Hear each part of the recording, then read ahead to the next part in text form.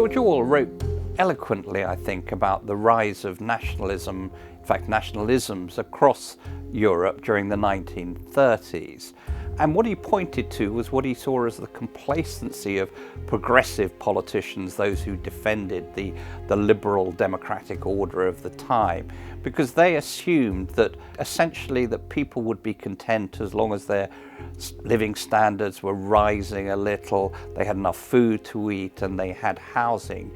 And what Orwell said, this missed, was that there's an emotional and a psychological dimension to politics. And what the demagogues, Hitler, Mussolini and others had tapped into was this psychological dimension where from time to time people are interested in flags, in patriotism, and sometimes even in the idea of struggle.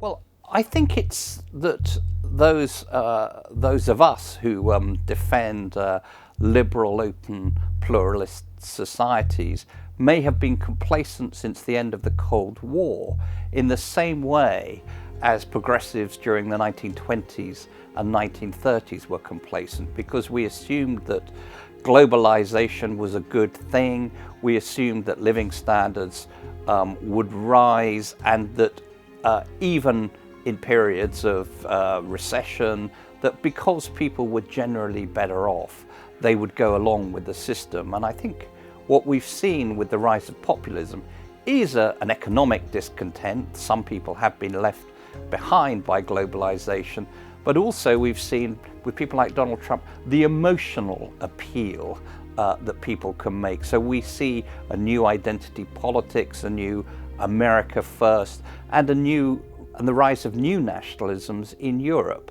So you could say history's repeating itself.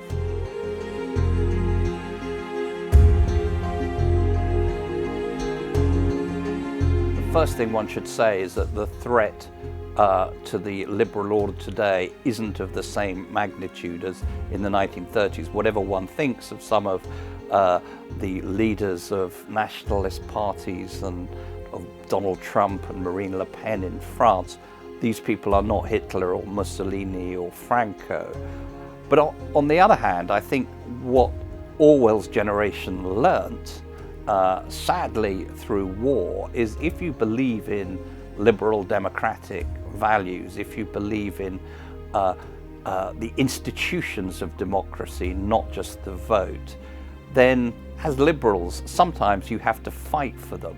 And I think a lot of liberals since 1990 have taken the view, well, the defeat of communism marked the end of history. We just have to sit back and everyone will be content. We're now learning that that's not so.